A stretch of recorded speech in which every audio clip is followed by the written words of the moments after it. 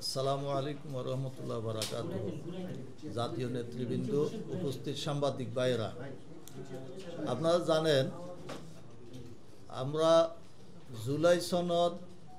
জুলাই সনদের আইনি ভিত্তির জন্য এবং অন্য আরও 4টি দাবির জন্য যুগপৎ আন্দোলন করছি 8 দল।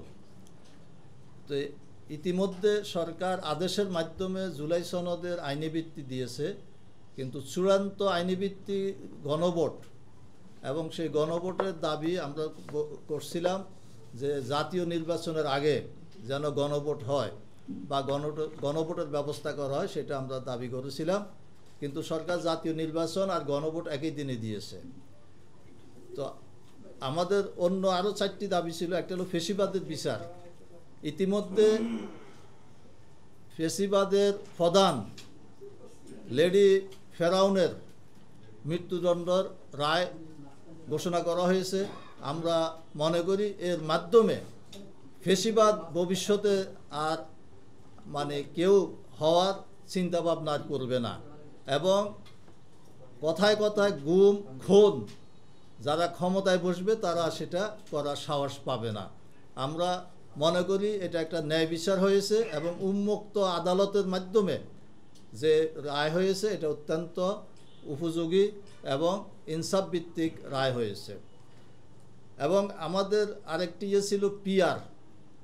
আমাদের 8 দলের মধ্যে কোনো দল চেয়েছিল উভয় কক্ষে পিআর, কেউ চেয়েছিল উচ্চকক্ষে পিআর। তো উচ্চকক্ষে পিআর জুলাই সনদের মধ্যে আছে, এটা আইনি ভিত্তি আদেশের মাধ্যমে হয়েছে, কিন্তু যদি গণভোটে বিজয়ী হয় তাহলে এটা উচ্চকক্ষে পিআরটা বাস্তবায়িত হবে।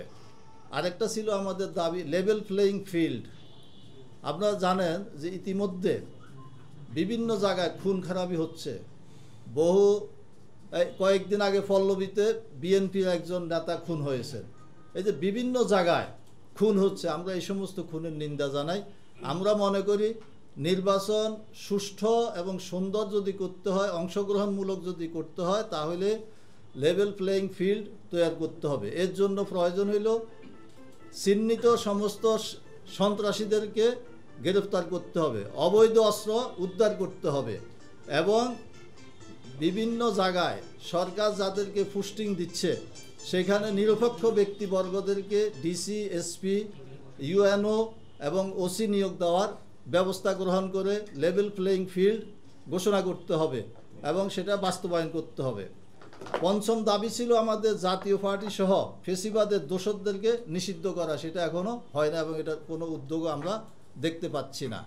তো আপনারা জানেন যে গত 16 তারিখ আমাদের 8 দলের শীর্ষ নেতৃবৃন্দ বসে সিদ্ধান্ত গ্রহণ করেছেন যে লেভেল প্লেয়িং ফিল্ড সহ অন্য দাবিগুলো, যে আমরা মনে করি সরকার যেহেতু গণভোট এবং জাতীয় নির্বাচন একই দিনে ঘোষণা করেছে, আমরা মনে করি ফেব্রুয়ারিতে জাতীয় নির্বাচন এবং গণভোট হোক।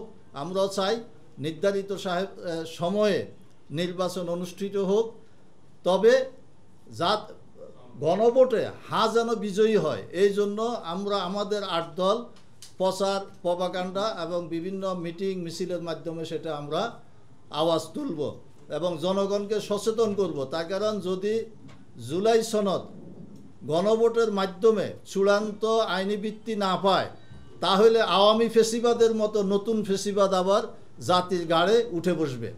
এই জন্য আমাদের 8 দলের সিদ্ধান্ত হলো যে আমরা এই গণভোটে যেন বিজয়ী হয়, এই জন্য আমরা প্রচারণা চালাবো। আপনারা জানেন আমাদের গত শীর্ষ বৈঠকে সিদ্ধান্ত হয়েছিল যে আমরা আন্দোলনের মধ্যে আছি, আন্দোলনে আমরা থাকব, এবং এই আন্দোলনের অংশ হিসাবে আগামী 30শে নভেম্বর হইতে 6 ডিসেম্বর পর্যন্ত ঢাকা ব্যতীত 7 বিভাগীয় শহরে 8 দলের উদ্যোগে সমাবেশের আয়োজন করা হবে। উক্ত সমাবেশে 8 দলের শীর্ষ নেতৃবৃন্দ বক্তব্য রাখবেন, জাতিকে সচেতন করবেন এবং আগামী দিনে দুর্নীতিমুক্ত এবং দখলবাজ মুক্ত সরকার যেন গঠন হয় সেই ব্যাপারে উৎসাহিত করবেন। এবং 8 দলের বিভাগীয় লিয়াজু কমিটি গঠন করা হবে এই সমাবেশগুলো বাস্তবায়নের জন্য এবং পরবর্তী আন্দোলন সংগ্রাম পরিচালিত করার জন্য প্রত্যেক বিভাগীয় শহরে 8 দলের লিয়াজু কমিটি গঠন করা হবে। এবং আমি এখন সমাবেশের তারিখ আপনাদেরকে জানাইতেছি। 30শে নভেম্বর রবিবার রংপুর বিভাগীয় সমাবেশ রংপুর সদরে হবে, রংপুর টাউনে হবে। 1 ডিসেম্বর সোমবার এটা রাজশাহীতে 8 দলের সমাবেশ হবে। 2রা ডিসেম্বর মঙ্গলবার খুলনাতে 8 দলের সমাবেশ হবে। 3রা ডিসেম্বর বুধবার বরিশালে 8 দলের সমাবেশ হবে। 4ঠা ডিসেম্বর বৃহস্পতিবার ময়মনসিংহে 8 দলের সমাবেশ হবে। 5 ডিসেম্বর জুমাবার অর্থাৎ শুক্রবার সিলেটে 8 দলের সমাবেশ হবে। 6 ডিসেম্বর শনিবার চট্টগ্রামে 8 দলের সমাবেশ হবে। এই 7টা কর্মসূচি আমরা আজকের এই 7 বিভাগের এই সমাবেশের কর্মসূচি আমরা ঘোষণা করলাম। এটা আজকে লিয়াজু কমিটিতে বসে এটা সিদ্ধান্ত হয়েছে।